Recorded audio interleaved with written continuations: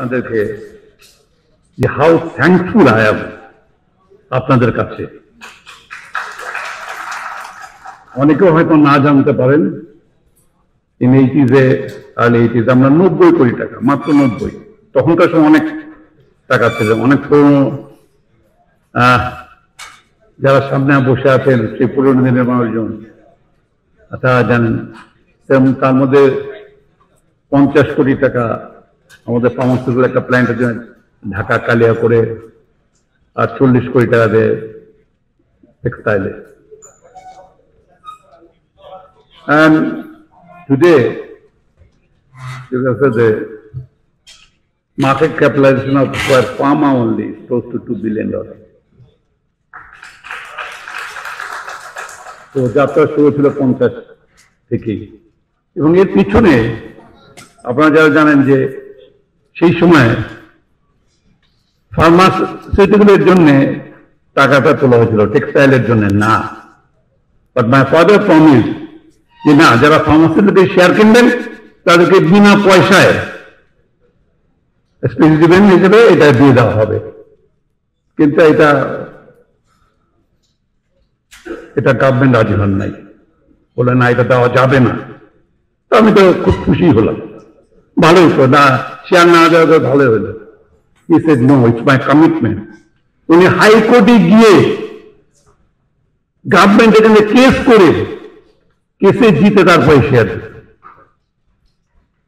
So that was another commitment ওনার ছিল। এবং উনি সবসময় বলতেন যে দেখো শুধু একলা একলা করলে তো হবে না।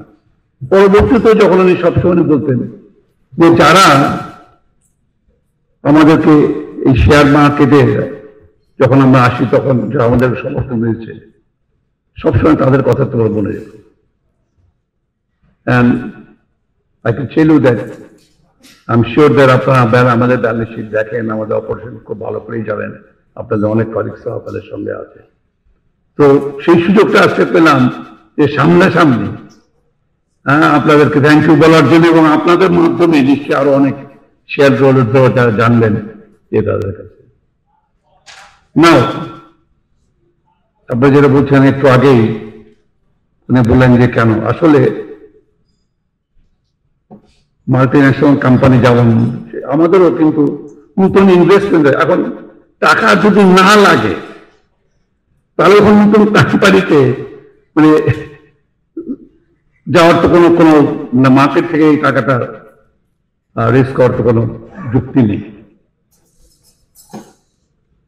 সিডিবেলের কথা আপনারা উল্লেখ করেছেন, আমি এখন স্কয়ার থেকে সিডির সাথে আসি। আপনারা জানেন যে লট অফ ইনডিসিপ্লিন এই একটা জায়গাতে, এবং সাধারণ শেয়ার হোল্ডার্সরা যারা পুঁজিবাজারে, এবং অনেকেই আপনারা জানেন যে তাদের সারা জীবনের যা সঞ্চয় সেটা অনেকে হারিয়েছেন। একটু আগে আমাদের এই যে খাবার টেবিলে বসে আমরা কথা বলছিলাম, আমরা এমন একটা দেশে বাস করে অনেক সময় হয়তো অনেকে বুঝেন না, এজন্য আসলে ব্যালেন্স শিট ঠিক মতো যারা স্টাডি করতে পারেন না। এবং আমি যখন এরকম বলি, এই কোম্পানি লাইক আওয়ার্স যদি ব্যালেন্স শিটটাও দেখতে পারত তাহলে সেই শেয়ারের ভ্যালু এরকম থাকার কথা না। আই ক্যান ক্লাব হবে।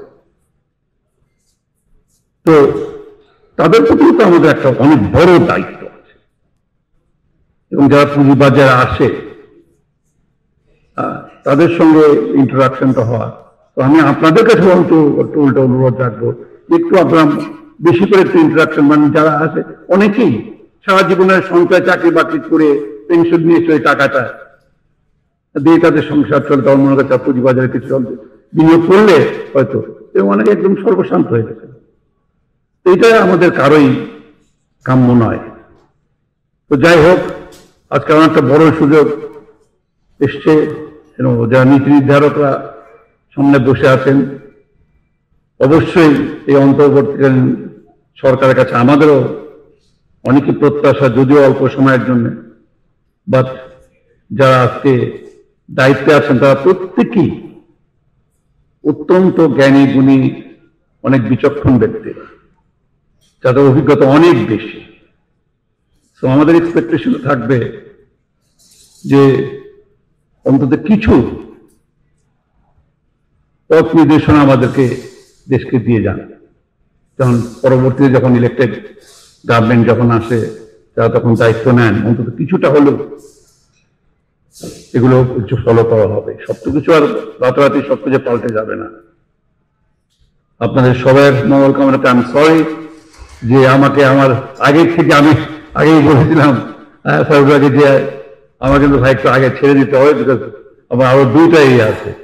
একটা বিডের সঙ্গে তাদের কিছু বিদেশ থেকে লোক এসেছেন, যেমন ইন্টারভিউ, তো তাদেরকে আমি বলছি একটু আমার দেরি হলো, ঠিক আছে আমি আসবো। তারা আমাদের ফ্যাক্টরি দেখতে গিয়েছিল আজকে, আমি জানি না তাদের আরো কি প্রোগ্রাম আছে। তো এটা অবশ্যই গভর্নমেন্ট থেকে এটা একটা ব্যবস্থা করা হয়েছে বাংলাদেশের উপর একটা স্পেশাল রিপোর্ট প্রিপেয়ার করার জন্য। তো আপনাদের সবাই মঙ্গলের অঙ্ক।